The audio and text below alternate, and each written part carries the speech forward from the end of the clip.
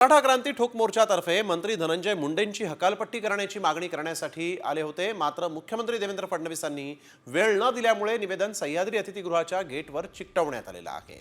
आज मुख्यमंत्री देवेंद्र फडणवीसांची त्यांची भेट घेऊन त्यांच्याकडे ही मागणी करण्यात येणार होती। मराठा क्रांती ठोक मोर्चाचे कार्यकर्ते इथं आले होते, परंतु धनंजय मुंडेंची हकालपट्टी करा अशी मागणी ते करणार होते, परंतु मुख्यमंत्री फडणवीसांची वेळ न मिळाल्यामुळे सह्याद्री अतिथीगृहाच्या गेटवरच ह्या मागणीचं पत्र जे आहे ते चिकटवण्यात आलेलं आहे।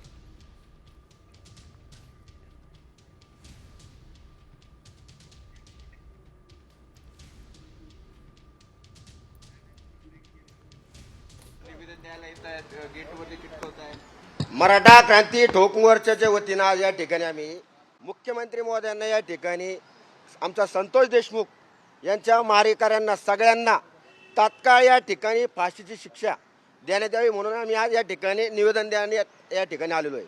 आणि मुख्यमंत्री महोदयांनी या ठिकाणी आमचं निवेदन घ्यायला या ठिकाणी वेळ नाही का? आज आपण बघत असाल संतोष देशमुखचा भाऊ आज पाण्याच्या टाकीवर जाऊन स्वतःचा जीव या ठिकाणी देत होता।